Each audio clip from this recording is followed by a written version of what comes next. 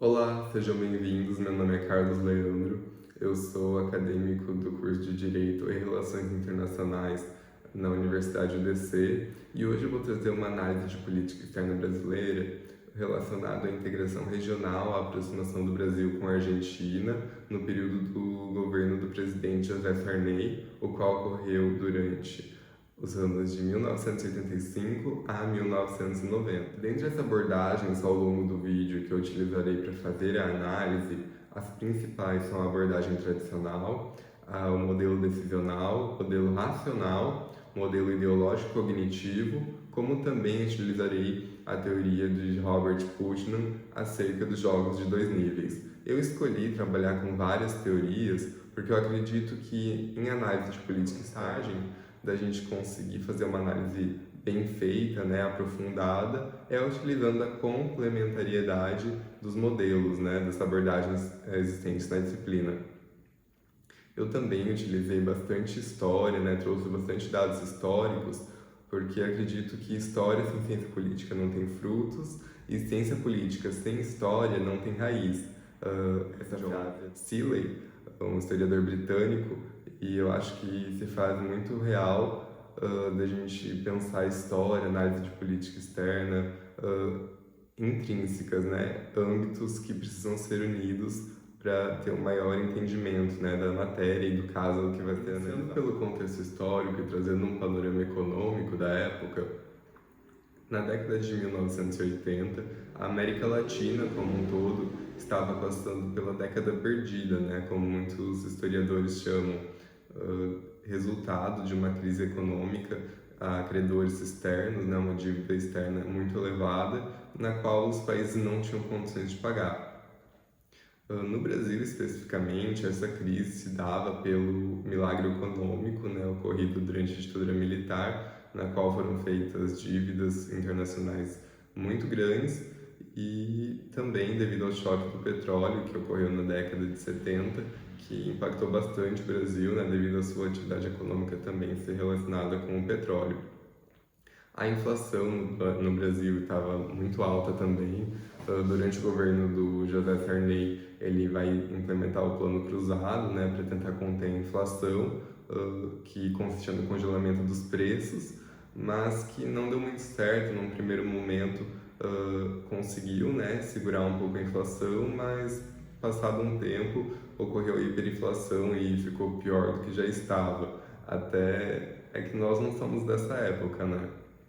Mas no período, tinham até os fiscais de Sarney, que eram pessoas que iam até, pessoas comuns, né, do povo, que iam até os supermercados, lojas e ficavam fiscalizando se não estava vendo o aumento do preço, né, pelas etiquetinhas, que naquela época ainda era manual, e ficavam fiscalizando se não estava aumentando o preço porque tinha que ser congelado, né, tinha um limite máximo.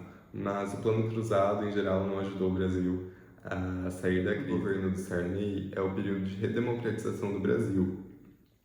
Então acaba a ditadura, o último governo da ditadura foi o governo Figueiredo, e ainda que tivesse ocorrido eleições diretas, não foi atendido pelo governo, ocorreram eleições indiretas, as quais elegeram o presidente Tancredo Neves.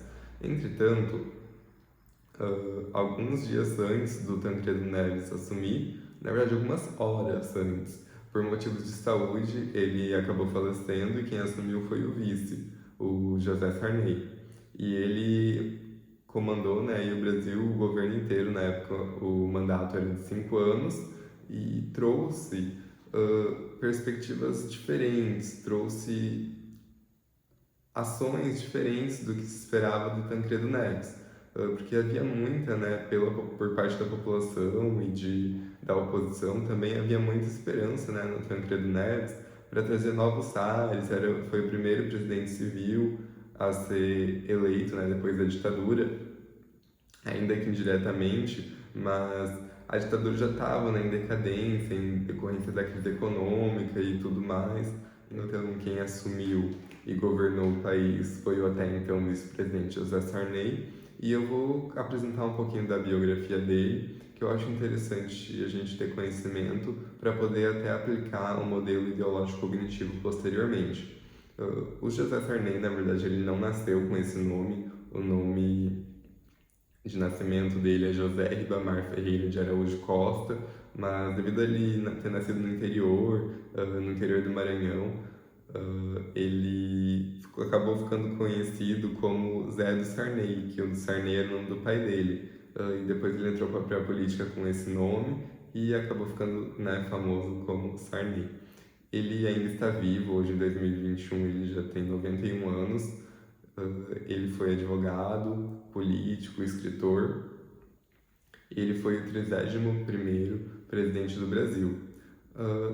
Já entrando com uma parte mais de análise, se a gente for se aprofundar nesse momento de transição, ditadura, para governo civil, uma democracia, novamente, nesse restabelecimento, a gente pode pensar que a imagem, as ideias mudam. E essa mudança, né, cognitiva, essa mudança do interesse dos atores, como também do interesse nacional, pode ocorrer quando uma ideia dominante acaba sendo desacreditada por acontecimentos, fatores, enfim, reais que acontecem e surge um novo conjunto de ideias, né, para ocupar esse lugar. E essas novas ideias, esses novos princípios normativos delimitam uma nova agenda política, novas estratégias, né, uma nova política de modo geral, diferente da política externa padrão que até então estava configurada. Se a gente for pensar, o governo ditatorial ele estava em decadência já, e os movimentos populares já foram solicitando, né, a redemocratização do país, e a ditadura viu mesmo que não conseguia se manter mais, os militares já estavam no governo Figueiredo, já foi um momento de transição para que no próximo governo fosse eleito um presidente civil. Logo que o presidente Sarney assumiu, ele já se deparou com pressões enormes desde o início do governo. Eu separei algumas, as principais, que ele não tinha sido eleito diretamente pelo povo. Então as pessoas estavam aguardando o Tancredo Neves, não ele. Não foi ele que constituiu toda a base do governo, por causa que desde ele ter sido, o Tancredo ter ganhado as eleições até assumir o cargo, ele não participou muito desse momento de constituição de governo, escolha de ministros, políticas a serem elaboradas e a serem feitas, né, também durante o governo. Então ele não estava assim muito a par. Ele, nesse período antes da preparação mesmo do governo, ele tinha ficado um pouco afastado. E como ele teve que assumir, ele teve que rapidamente, né, se inteirar de tudo que o Tancredo havia acordado e tinha feito já de parcerias, ligações, para conseguir, né, governar devidamente o país.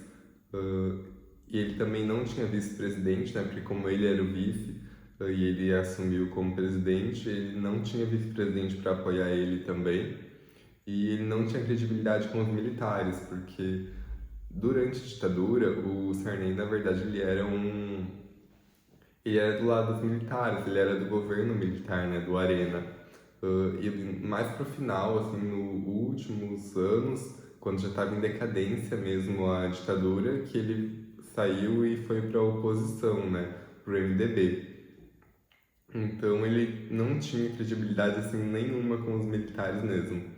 E para tentar ganhar legitimidade e apoio para governar, ele começou a fazer medidas, né, que apoiassem outros grupos, né, para que esses grupos da sociedade e da política ficassem do lado, né, do governo dele, para ele ter apoio nas aprovações, ratificações, enfim.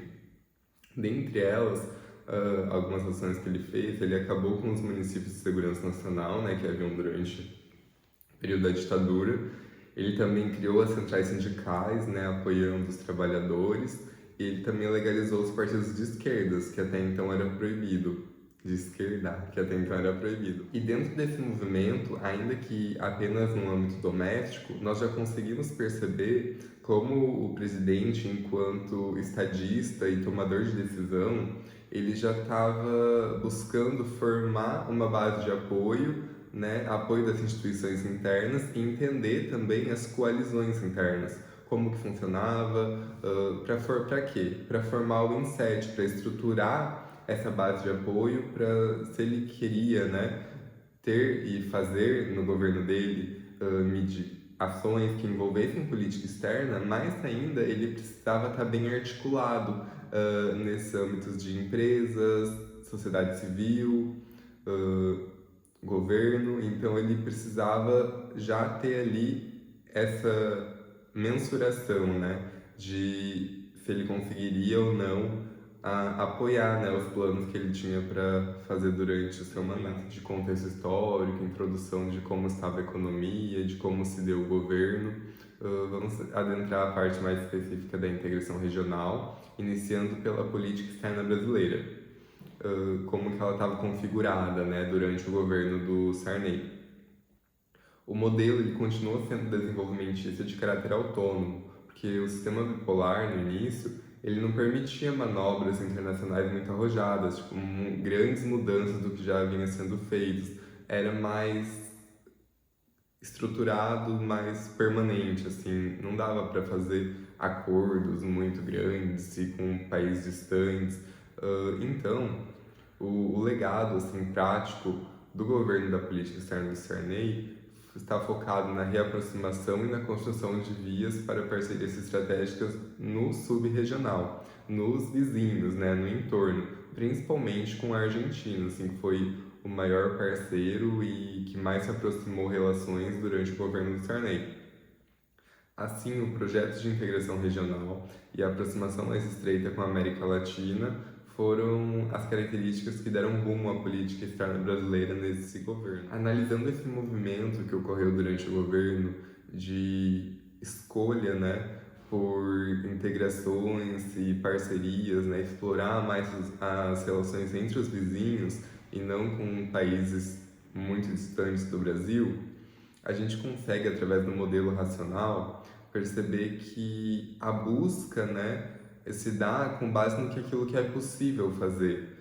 Então a decisão recai numa solução, né, que vai maximizar as expectativas de benefício e que minimize os prejuízos, os riscos. Então o decisor ele vai buscar soluções alternativas até encontrar uma que preencha os critérios mínimos. Então assim, o âmbito, né, a área encontrada e que fosse possível naquele momento de se explorar dentro desse pensamento do modelo racional foi a integração regional. Um conceito que eu acho importante a gente observar também nesse movimento seria o muddling through, que tradução livre, né, seria assim do conceito, seria avançar pelo meio da confusão.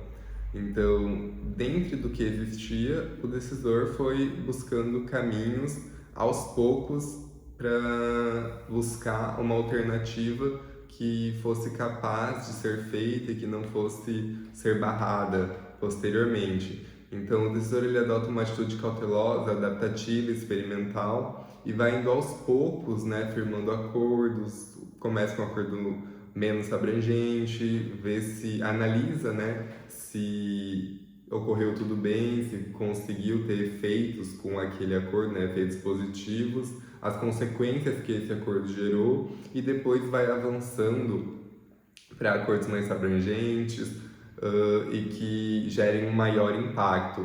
Vai aos poucos e vai medindo o que cada acordo, o que cada relação, estreito de relação, consegue trazer de benefícios para o país e para a relação como um todo. Outro ponto importante de ressaltarmos nesse período é que foi durante o governo do presidente Sarney que foi elaborada e entrou em vigor a nova Constituição, a Constituição de 1988, a qual já no seu artigo 4º previa no parágrafo único: a República Federativa do Brasil buscará a integração econômica, política, social e cultural dos povos da América Latina, visando a formação de uma comunidade latino-americana de nações.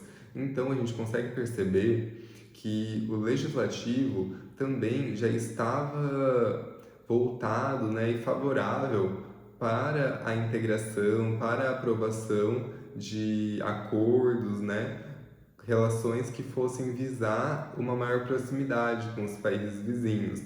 Então, a gente pode entender, por meio do processo organizacional e também do decisional, que Os outputs das grandes organizações, do legislativo, das empresas, dos grandes setores, né, que envolvem a decisão, geram inputs que gera o que a gente parte daí para a segunda etapa de processo decisional e posteriormente os outputs como movendo, né, a política externa, realmente fazendo a política externa através desses outputs. Então, fechando essa parte da política externa brasileira, em suma, o que a gente percebe? Que o governo de Sarney, marcado pelo signo da redemocratização, ele acabou por manter os princípios de autonomia e universalização. Mas, por outro lado, diante desses novos desafios, das extensões da bipolaridade e das contingências também que foram impostas devido ao período de crise econômica, o paradigma desenvolvimentista deu lugar, sim, para alterações na área de negócios externos que vieram a se concretizar apenas no próximo governo na década seguinte, que foi o Mercosul. Ainda que com essas alterações, ele não deixou de observar os princípios que já estavam incrustados no padrão comportamental internacional do Brasil. Concluída a política externa brasileira, vou falar brevemente sobre a política externa argentina. O presidente da época era o Raul Alfonsín. Ele também foi o primeiro presidente após a ditadura militar argentina e ele assumiu o país economicamente quebrado, politicamente humilhado, socialmente fraturado. Tava um caos assim quando ele assumiu. E o chanceler do governo dele foi o Dante Caputo, que era um diplomata, né, que objetivava a política externa já marcada pelo alto perfil nas Américas do Sul e Central e também voltando a Argentina para o movimento não alinhado. Então eles estavam buscando um prestígio nacional, né, da Argentina e o distanciamento com os Estados Unidos, dando prioridade para as relações entre os vizinhos e os países próximos. A gente pode perceber a partir disso que houve então uma complementariedade, né? Uma compatibilidade dos objetivos da época do Brasil e da Argentina. Explicado o contexto político de cada país, vamos adentrar na relação entre o Brasil e a Argentina especificamente. A gente começa percebendo que essa identificação das conjunturas políticas do governo Sarney e do Raul Alfonsín, essa proximidade que eles tiveram, foi concebendo o embrião para o projeto integracionista do Mercado Comum do Sul, o que então futuramente veio a se tornar o Mercosul. Com a redemocratização no Brasil, registraram-se avanços históricos nas relações com a Argentina, foi deixado de lado uma certa rivalidade que existia até então e foi lançado fundamentos, né, de cultura, amizade, integração entre os dois países, elevando ainda mais essa relação bilateral. No final do ano de 1985, os dois presidentes realizaram um encontro em Foz do Iguaçu e inauguraram a ponte Tancredo Neves, ligando o Brasil à Argentina, e também assinaram documentos fundamentais para essa aproximação entre os governos, o que levou à estabilidade estrutural, a Declaração do Iguaçu e a Declaração Conjunta sobre Política Nuclear, que essa última sublinhou a vocação pacífica dos projetos nucleares em ambos os países. A gente pode pensar também no contexto de construção da ponte, um jogo que seria além de dois níveis, um jogo que poderia ter mais de dois níveis, considerando a possibilidade da paradiplomacia também nessas negociações. Por exemplo, uns anos atrás, quando se deu início ao projeto de construção da usina hidrelétrica de Itaipu, já haviam ocorrido desentendimentos entre o Brasil e a Argentina, porque a Argentina ela se sentiu um tanto quanto excluída do processo e de ser consultada sobre, né? Porque como afetava o Rio Paraná, que dentro da Argentina se torna o Rio da Prata, e a Bacia da Prata e tudo, já havia tido esse desentendimento, né? Porque foi um acordo bilateral entre o Paraguai e o Brasil. Então, agora, nesse momento de construção da ponte, as negociações também que o negociador-chefe precisou ter passaram também pela esfera da diplomacia local, né, da cidade de Foz do Iguaçu de fronteira, para poder se concretizar esses novos apoios e novos acordos, né, junto com a Argentina. No ano seguinte, foi dado início no Programa de Integração e Cooperação Econômica entre os dois países, o qual desabrochou no Tratado de Integração, Cooperação e Desenvolvimento no ano de 1988. Esse último já idealizou, né, já programou que dentro de 10 anos, né, dentro desse prazo, nos próximos 10 anos, os dois países, né, precisariam diminuir as barreiras tarifárias e não tarifárias e utilizar a convergência progressiva de políticas alfandegárias e comerciais comuns.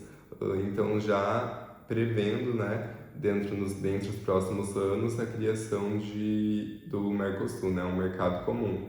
A partir da abordagem tradicional de política externa, nós também podemos entender esse movimento de aproximação das relações de integração regional como um destino manifesto, né, desses países em face à anarquia internacional e à conjuntura do sistema naquele período, considerando que os interesses e as políticas de segurança e que os Estados adotam, né, frente a esse sistema e a essa estrutura internacional, ocorreu que essa estrutura levou os países a tomar medidas de integração regional, porque considerando que havia uma grande rivalidade entre os dois países nos anos passados, eles deixaram de lado essa rivalidade e viram-se impelidos de, a partir do momento histórico de redemocratização interna nos dois países, o ocaso da Guerra Fria e as novas condicionantes econômicas e globais, né, os países estavam passando por uma crise financeira muito forte, levou eles a buscar a integração regional, a buscar que a partir da integração, da cooperação, eles iriam conseguir nesse sistema internacional trocas mais favoráveis, né? Iriam conseguir gozar do status de um bloco econômico futuramente, de terem trocas comerciais de grande quantidade entre esses países. Também, por meio da teoria de Robert Putnam, podemos compreender que a aproximação entre o Brasil e a Argentina se deu por meio de visitas bilaterais, de um grande esforço por parte dos seus negociadores-chefes, fazendo assinatura de acordos nas áreas nucleares, comerciais. Então, a gente pode entender também que o Sarney, né, como presidente do Brasil, líder do governo, também estava utilizando a estratégia no nível externo, a estratégia de negociador-chefe, de se colocar empenhado em fazer essas negociações derem certo, né, dar certo. E nesse bom relacionamento que o presidente tinha com o presidente da Argentina. Inclusive, alguns anos atrás, quando o presidente Raul Alfonsín faleceu, o ex-presidente, né, José Sarney, prestou, né, homenagens e agradecimentos ao presidente, porque eles tiveram realmente uma aproximação muito grande durante os governos deles e fizeram esse acordo sair do papel e já encaminharam, né, para que nos anos seguintes pudesse ser constituído o Mercosul de fato. A agenda crescente das atividades em comum entre os dois países futuramente geraram a criação do Mercosul, como eu havia dito, no governo seguinte do presidente Collor. O Tratado de Assunção ocorreu em 1991 e constituiu o Mercosul, inicialmente composto pelo Brasil, Argentina, Uruguai e Paraguai. Havia o convite, né, para o Chile fazer parte no lugar do Paraguai, mas ele não aceitou e daí foi dado espaço para o Paraguai poder integrar o grupo. Então, com esses tratados que ocorreram no governo do presidente José Sarney, ocorreu a solidificação do entorno regional e aproximou enormemente a relação do Brasil com os seus vizinhos, a qual anteriormente era muito distante, podemos dizer assim. Em analogia, eu acho interessante ressaltar que na União Europeia, os países líderes, né, por constituir a União Europeia como um bloco econômico, foram a França e a Alemanha. Já a gente pode fazer essa analogia no Mercosul, que os países empenhados, né, em tomarem as primeiras medidas e criar um espaço favorável para que essa união acontecesse foram o Brasil e a Argentina. Entre os benefícios visados para o Brasil pelo negociador-chefe e pelo país, né, como nação de modo geral, sem dúvidas, a expansão do mercado consumidor para os produtos brasileiros, principalmente os produtos industrializados e os produtos agros, é um fator que tem grande peso, né, para que essas negociações fossem realizadas com êxito e fossem levadas adiante também. De acordo com informações disponibilizadas pelo próprio Mercosul, o comércio dentro do bloco multiplicou-se mais de 12 vezes nos primeiros 20 anos após a sua consolidação. Ele saltou de 4,5 bilhões de dólares em 1991 para 59,4 bilhões em 2013. Das exportações brasileiras para o Mercosul, 87% é composto de produtos industrializados. O Mercosul ele fez 30 anos em 2021, a data de criação desse vídeo. Ainda há muitos pontos para serem debatidos, questionados e ampliados dentro do Mercosul hoje em dia, mas sem dúvidas a ação do presidente como negociador-chefe, do presidente José Sarney, para encaminhamento, né, das políticas favoráveis à criação do bloco posteriormente foram de suma importância. Na descrição do vídeo eu irei deixar as referências bibliográficas que eu utilizei para a elaboração desse trabalho, para retirar todas as informações que eu apresentei aqui. E eu agradeço para quem assistiu aqui até o final. E foi meu primeiro vídeo para o YouTube, espero que eu tenha conseguido deixar claro toda a pesquisa e análise que eu me propus a fazer. E os comentários também ficam abertos para dúvidas, para questionamentos, para debates também. E obrigado a todos.